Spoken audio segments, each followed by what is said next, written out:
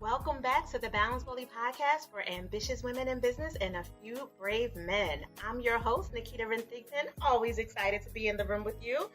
Woo, we're at the top of April. Did you know that this was National Financial Literacy Month? You probably knew that it was Stress Awareness Month, and the two go hand in hand on purpose because finances can make you stressed out depending on what's going on in your life, which is why we have the blessing, privilege, and benefit of having the amazing Tara Jones-Williamson, a well-known financial success coach and lifestyle designer dedicated to helping women slay their financial and lifestyle goals. Tara, welcome to the BBP. How are you today? Thank you so much for having me. I am well. I'm well. That is good. Well, I know you are married, mama of three, loving coaching, speaking, mommying, and doing all the things. When you are not doing those and you're working specifically with your clients, what does that look like for you? Yes, so I love doing workshops, but also working one-on-one with individuals, helping them create a financial plan that helps them execute their financial goals in half the time. So for a lot of the women who come to me, it's paying off debt, it's saving that down payment for their first home, it's developing a savings plan, it's overcoming money blocks and money mindsets that stemmed from since they was a child and Mm-hmm. things that their parents instilled in them or did not instill in them. And so that's what that looks like for me is really digging deep into your financial journey, digging out those financial goals that you're afraid to proclaim and helping you achieve them. Oh, I love that. Now, I was reading because I'm a professional stalker. So I was Listen. reading, all of your information on the socials, the YouTube, the Instagram, the Facebook, all the places. And you've done some really good and deep work, not only with your clients, but you started with yourself, being a single mom back in the day, paying off 60K in debt. How did you fix your mindset to go from wherever you were in that place before you decided to choose to let me get this, let me get my life together, let me get this all the way Yeah. together into a place where you really committed to doing the work? Yeah, so actually becoming a single parent, becoming a mother really projected me into being super intentional about my finances. So I had my daughter when I was 21, smack dab in Hmm. the middle of college. I was actually going to school for biology, thought I was going to go to medical school, and had her smack dab in the middle, and I had $0 in the bank. Like, Nikita, not not $12 in a bank, not a couple of hundred, no, zero when I brought her home. And so I was like, oh snap, like this is not gonna work. Like this baby needs food, this baby needs clothes, everything Hmm. else. And so it really prompted my financial what I call my intentional financial journey, right? Because whether we like it or not, how we manage our finances, whether it's intentional or unintentional, has an effect on our life. And so for me, I had to become really intentional. And like many of us, we didn't learn in school, we didn't learn from our parents how to manage money well. And so actually what I did, I went back to school alongside of my biology degree. I got a minor in finance to kind of teach myself about money.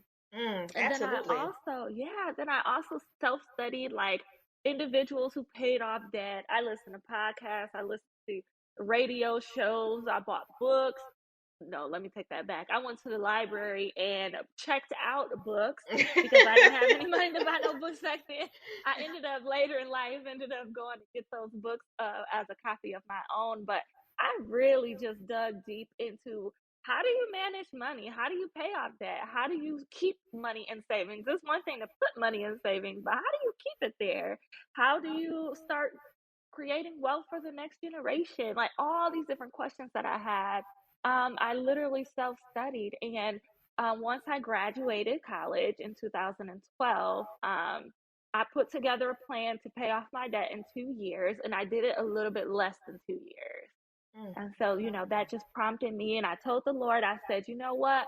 If you helped me do this, I'm going to do this for other women. Anybody who's in the financial trenches and the financial rut that I was in, I'm going to help them out of their financial rut. And so that's how Your Pretty Pennies was born. No, I love that. Now, I'm curious because, we talk all things work, life, and love on the Yes. BBP. how did cleaning up your debt and setting yourself in the right direction financially with not only clearing the debt, but also having savings? And I'm assuming eventually you started to invest in Yep. yourself financially. How did that translate into your relationship life and getting yourself prepared for your new love who is now in your life and gave you some more Yes. babies? You know, Yes. how did that prepare you? So it's funny you say that because I truly believe that how we do one thing is how we do everything, and you truly Hmm. cannot compartmentalize your life, right? Like, Hmm. if you are struggling in your finances, chances are it's going to spill over in the relationship with your children, relationship with yourself, the relationship with other people, you know, your job, like how you perform at your job. And so by cleaning up my finances and really taking my personal power back, I went from choosing not only the wrong financial choices, but also choosing the wrong guys, Yeah. right? I went from choosing wrong to choosing right. And so, again, I went from being a single mother. I mean, I wasn't Right. the only one that made that baby. You know what I'm saying? But I was the only one committed to raising that baby, to really going into a relationship with my now husband that was super intentional, super super vulnerable, super mature, and Yeah. it just feels so good to be here. That's all I can say. It just feels so good to be here. We are 2 years married now. We dated for about 9 months. And when I tell you, the man I chose to say yes to his ring versus the men I used to Mm-hmm. choose are like night No, and day. I really Night and day. concur on every single level. Relationship intimacy 360 degrees is what we teach all of our power couples and married women entrepreneurs, because it is 360 Mm-hmm. degrees. To your point, it's not just your forever Yeah. lover, the person you're romantically intimate with. It's in your parenting style. It's in your being a child, an adult child, and Mm-hmm. what your relationship is with any of your guardians, whether your biological parents are in your life or not. It's also in how you choose your friends, your platonic relationships. And don't get me started in your clients, Mm-hmm. because that's a whole nother. A whole nother level. Lit Listen, that could be a whole nother podcast episode all if you day, and want to, I because we would can talk welcome it. about I that. already love your energy. You already know that from the green room. Absolutely. It definitely shows up everywhere, Mm-hmm. because often we are coming from this space, this inner child brokenness that's going on. And for some of us, we have macro Mm-hmm. traumas, micro traumas, all of that. Some of us were just never really committed to finding out who we were supposed to be. And there's all those other layers that make us Yeah. medicate with spending money, emotional shopping, emotional eating, all that costs money, right? And if you're eating, my husband and I used to say this all the time, Yep. like, we've never been materialistic. We both grew up very humble, financially and all of that, in terms of our parents and our upbringing and all of it. And we would always be like, where did our money go? It's like, oh, we eat our money. That's where our money goes. We're not buying, brand Mm-hmm. labels, blue labels, purple labels, bottles, and all of that. It was really, and then nothing was crazy. It wasn't $500 dinners. But when we got a little something back in the day, it was like, all right, so we going to a restaurant and we be tip heavy, like that was our Listen. treating. Cause y'all spend money on Yes. experience. That's what I'm hearing. Not Mhm. necessarily like you said the materialistic things, but Mhm. you like making memories together and having that experience to the point where it's Right. like spend it Right. all, And but that man, that let's there, have a that good last part right time. there, that was the problem. That last part. You ain't had a plan for the plan. Absolutely. And we Listen, were you gotta young have a plan parents for the too. So plan. it was also that, like, all right, these kids, eventually people stop giving you stuff. That first year or two, everybody doting on the babies. And Mhm. then you on your own, come Oh, daycare, right? that Daycare, bell dries up kindergarten, quick. graduations, everything in between. And we made a decision very similar to yours. Ours happened, we've been together since we were 17. So we kind of grew up together, literally. We made a decision in our mid 20s, like, all right, we need portfolio, we need houses. How are we going to do this? I had debt that I hadn't even created. We can talk about those generational curses and patterns. My mama, my grandmama, my great grandmama was putting stuff in my name and using my credit from the time I was 12, 13. I didn't Mm. even know until I got into college for Drexel University. One of my loans didn't come through, and they were like, oh, it's no problem. Just apply for this private loan. denied and had an 8-page credit report come back. I said, well, I didn't even know I had credit. Like, I'm confused. Nothing. Remember Spiegels and Fingerhut and all of those things? Mm. I had stuff in there with all kinds of name Mm-hmm. combinations, my date of birth, my social security, all kinds of things that made me say, all right, obviously I have to take this seriously. There are other people trying to ruin my future, not because that was their intention, to your point around that word, but because they have their own issues with finances. So they started using the kids' information. I was one of those kids and had to do Mm-hmm. all the cleanup and repair that interrupted and slowed down what my husband and I were trying to build for our future. So we had to do so much cleaning. We're talking almost 20 years ago. But we had to do so much cleaning and Mm. perusing and figuring it out and going to different advisors. Many of them, unlike yourself, did not know what they were doing because they were like, talking about budgets, but Mm. not talking about the cleanup, the credit scores, all the other things that go into that. And they definitely were not encouraging us to invest. So we had a lot of figure out what does Marie Forleo say? Figure outable moments that we had to go through, grow through, should I say, and that were Mm-hmm. painful and caused all kinds of things from early bankruptcies on and on, which I know you're trying to help prevent through the work that you're doing with these women and hopefully a few brave men that are willing to come to you and get some support. Yeah, and Nikita, the one thing that you said that stuck out to me was the Hmm. first step was facing it. Unfortunately, once you got into that financial aid office, that kind of made you face what your financial Hmm. situation was without you even knowing. But if one great takeaway that we can all take away from your story is the first thing you got to do is Hmm. understand where the starting point is, right? So you have to pull that credit report. You have to look at those bank accounts. You have to go back and dig up what's in my name. Like if I want to get my credit together, if I want to get my bank accounts together, if I want to get everything together, I need to understand Hmm. where I'm at first, so I'll know where to start heading next, right? And so often that's the hardest part. Like that's I tell my clients that's the good and the bad thing about starting is the starting point is the hardest part. But once you create a plan to execute and to get to your Hmm. financial goals, that's the easy part, right? The strategy is the easy part. The hardest part is facing it in that initial shot.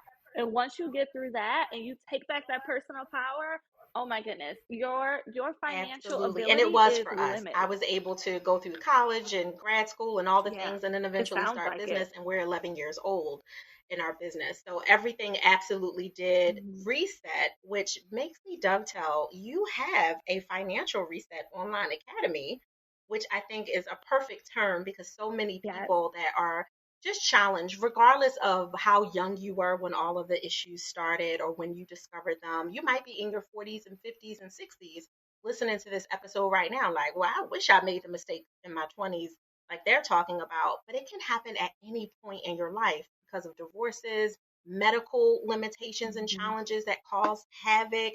And I know you're Yep. talking about a lot of that, not only in your Financial Reset Academy, but the Ultimate Financial Planner that I stalked you and saw that you have. Yes.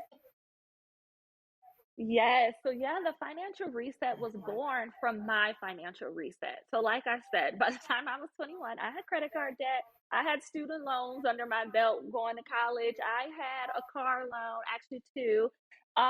And so I've had these things that were looming above my head to where I was able to wipe out in a fairly short amount of time, given all the information that I had acquired over the years while I was self studying and Hmm. studying in college about finances.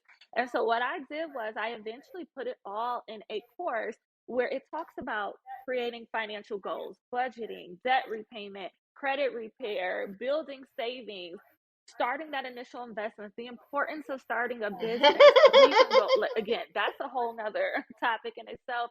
The importance of having multiple streams of income, especially one that you Amen. control that has no limit. When we work a 9 to 5, and I love my 9 to 5 jobs that I used to have, I end up graduating and working as a quality engineer at a major manufacturing company in a corporate office. I loved it. Hmm. It helped me become debt free, right? However, once I became into full time entrepreneurship, that's when I really seen how limitless the amount of money that you can have come in per month that's when I really seen that happening in my life, right? And so the financial reset, like I said, was born for those individuals who are like me, where they didn't get any formal education on finances, they didn't get familial education on finances, and they've already made a ton of financial mistakes, and they really want to press the reset button on their finances. That's No, the I reason love why I that. created So the here's financial reset. here's one of the challenges, Tara, right? We know that talking about money is harder than talking about sex, right? We right? Like when we talk about the nakedness Girl. and the emotional nakedness that comes with having those real detailed behind the veil conversations with your clients. Of course, you're not just going to have it with anybody Mm-hmm. on the street, but when your clients, potential clients, before they Right. transition into clients, when they're coming to you because they're nervous and they're like, okay, I know she can help me, but is she going to judge me? Is Are you faced with any of that when you're Yeah. meeting people in the different spaces and places that you are virtually and in person? They're like, yes, I need your help, but then they're very hesitant to give you all of the answers that you need to really sufficiently, help them. Sometimes, but most of the time, the people who come to me have Okay. already heard my story for the most part. And they're like, listen, she Mm-hmm. done made a ton of mistakes. I'm not that financial coach who you Child. probably went to, Nikita, back in the day, where they literally just went to college for finance, but they don't have any type of personal experience of what they've overcome to where they Right. could put themselves in your shoes and relate to you, to where it's like, sis, I can't even judge you, because if you would have seen the financial mess that I Mm-hmm. created and cleaned up, you would know that I cannot judge you, right? That's the place that I come from. I come from a place of like, you know what? I've had Mm-hmm. humble beginnings just like you. I came from a place where I had to clean up a lot of poor financial decisions just like you. So there's no room for me to judge. Here, I'm an open book. I will tell you and explain to you. And that's what I do on my free, one-on-one coaching call that I do in the beginning, my consulting call, to see if like we're a good fit.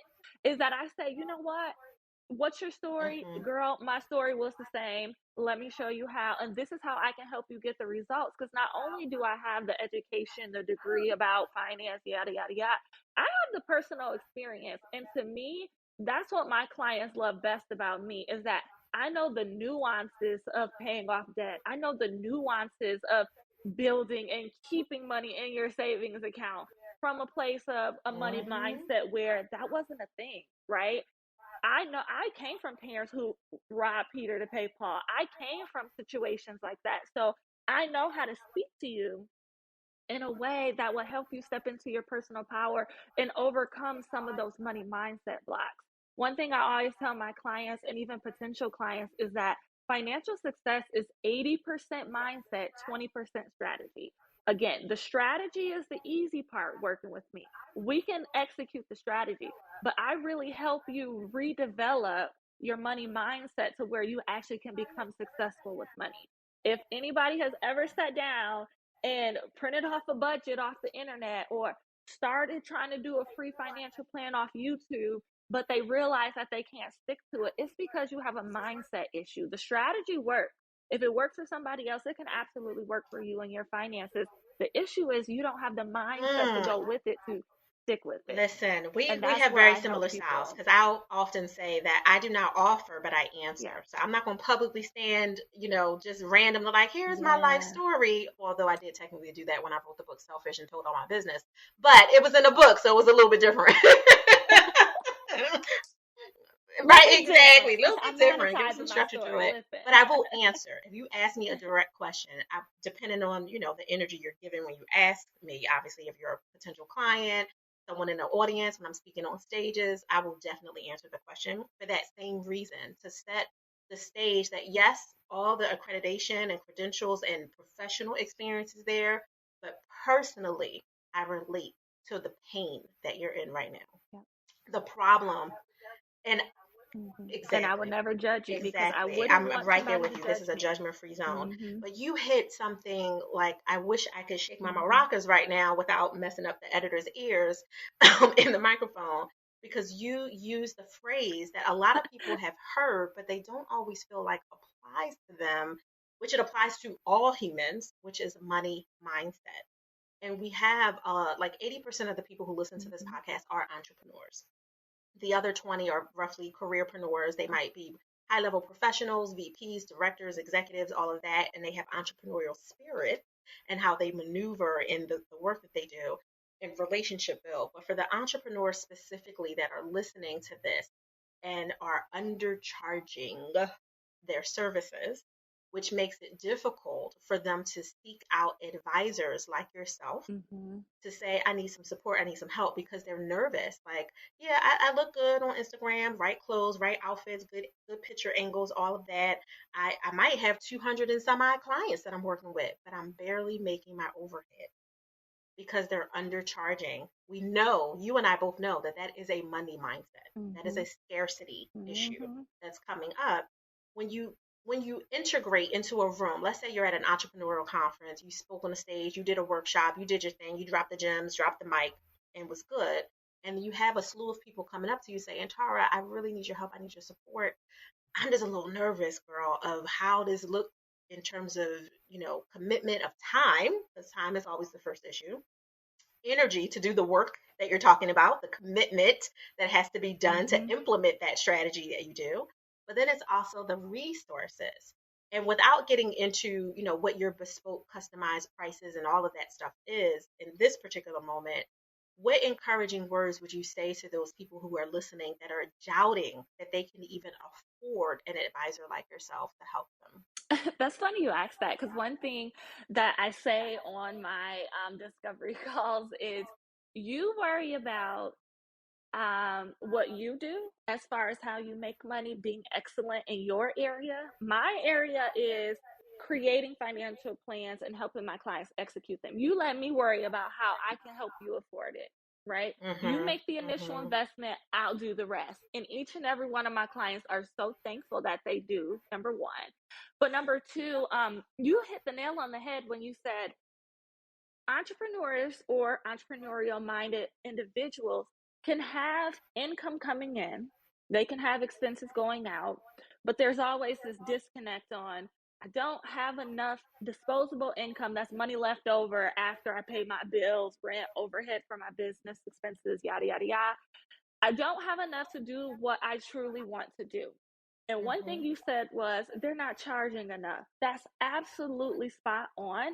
The other thing is they are more comfortable with spending money on frivolous things than they are investing in themselves.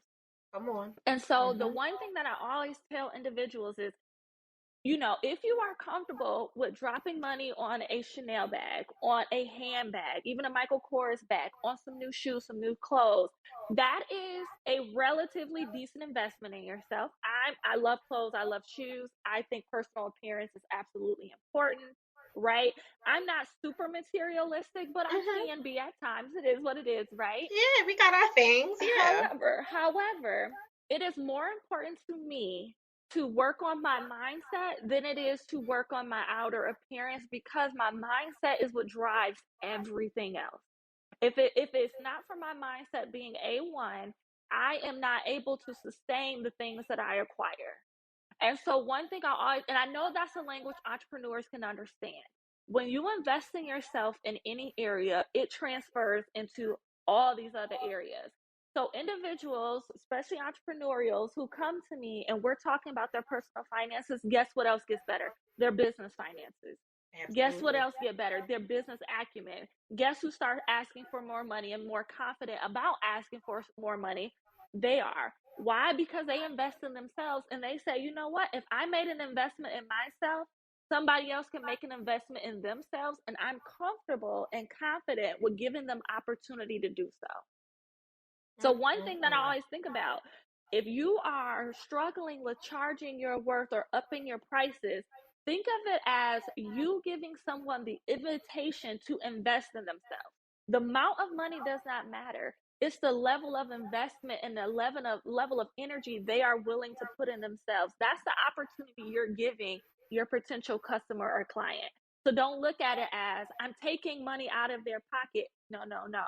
I'm giving them an opportunity to invest in themselves and show up in a bigger way for themselves.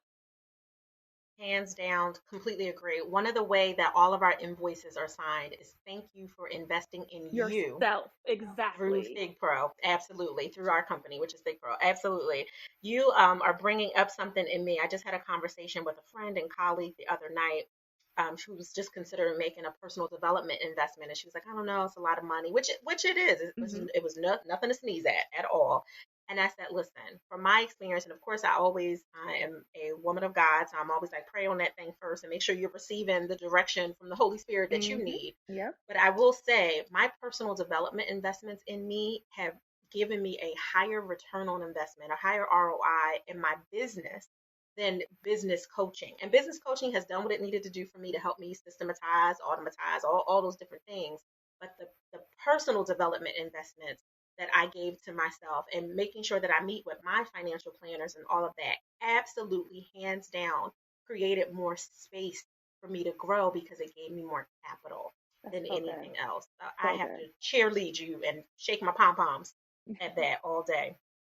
Okay, now I have to ask you because we clearly need to do a part two. There's no question about that. There's so many ways we could go in this podcast. Hmm. But I have to ask you a question I ask every single expert. It's one of two scripted questions that I do ask.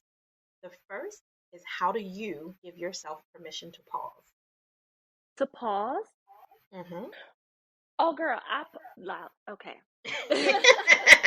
Nikita, that's never been an issue for me. I am a very unapologetic person. And it's so funny. It's so funny because my husband, he just giggles at my ability to be unapologetic in so many areas. But I am extremely clear on how I feel, what feels good, what doesn't feel good to me ever since I was a Mm-hmm. kid. I guess you can probably say that's a superpower of mine. And so Yeah. I give myself the ability to do or not do anything that does not feel good to me, that does not serve me, and not in a vain way Mm-hmm. where I lack discipline or I lack stick to itness, not in that way, but in a way where it's like, you know what? If I'm tired, if I need a break, I absolutely take it. So for me, that is something that is a temperament thing that was instilled in me. I didn't have to cultivate that. I actually was born with it. No, I love that. I'm going to mail you a intentionally selfish T-shirt because that's a big part. Listen, I am selfish Listen, and I am proud of. I wear it as a badge of honor. absolutely. What after we get off this, I'll make sure I get your T-shirt size so I can send you one. I'm dead serious. I love it, and I stand for it for that exact reason. You have to create space for doing more of what you want, so Yeah, you can then be more selfless, yeah. and you'll have the energy for it on the other side of it. And I'm with you. that's the biggest thing. My energy when I get on with my clients and when I'm creating content, I really am intentional about showing up as my best self. And so to me, I have to be selfish and put That's myself right. in a bubble or a container to where I can be my best self for others. So my selfishness turns into selflessness by being able to, protect my own energy so I can serve and support those who I'm called to. 100%. I'm about to bring you around with me so you can introduce me on the stages because that's exactly the point. And I get in tussles with people over the semantics of the word, and then I have to go into the history lesson and all of that. But Listen, that it's for that very reason. In order for you to be your greatest self and do what you need the space, that bubble to protect yourself while you do the healing work yes. and all the other parts that come with it. Oh, Hmm. okay. I love this so much. So here's my second scripted question. How can people connect with you? People can connect with me on social media. So I'm Your Pretty Pennies everywhere. Also, my website, yourprettypennies.com. And my email is info@yourprettypennies.com. And I always have to put my email in there because people do not, when it comes to finances, Nikita, Hmm. they are protective about the fact that they need help in that area. I mean, we can, as business owners and entrepreneurial minded individuals, we will go get a career coach, we will get a business coach, we will Hmm. get anything else, right? But when it comes to Hmm. finances, nobody wants to admit that they need help in a particular area of their finances. And so I always say, girl, just email me, bro, just email me. let's talk. We could jump on a call, absolutely free. And let's talk about where you are now, where you want to go, and how I can help you get there. Absolutely. Oh, you are such a gift. Tara, I thank you, and I'm so honored by your presence, by your overflow of giving. You clearly get intentionally selfish enough for you to have all this energy to give all these gems today. And thank you Thank so much. you. And I just want to say, I don't know if your interviewees ever thank you, but I just thank you for the Balance Boldly podcast and really just being intentional about talking about business, life, and love, because we can't have one without the other. I see so many women nowadays, especially particularly women, who are focusing on business, focusing on career, but Hmm. not really focusing on their personal life, not really focusing on their love life. And they're starting to become depressed, anxious, sad, unfulfilled, because they're not really putting enough energy into all three spaces. And so I'm so thankful that there's women like you who are out here really championing and saying, hey, yes, you can have a bomb career. Yes, you can have a bomb love life. Yes, you can have a bomb personal life, but don't just forget one over the other, right? Don't make Hmm. the marriage over everything. Don't make the business over everything. Don't make your personal life and your family, your toxic family members, take up all your energy. You need to spread Mm, those out to have mm. a full balanced life. And I just love that. Oh, thank you. No, I appreciate that. And people do not go in depth the way you did, which I wish they would, because Yeah. listen, that was a whole referral recommendation right there. Listen.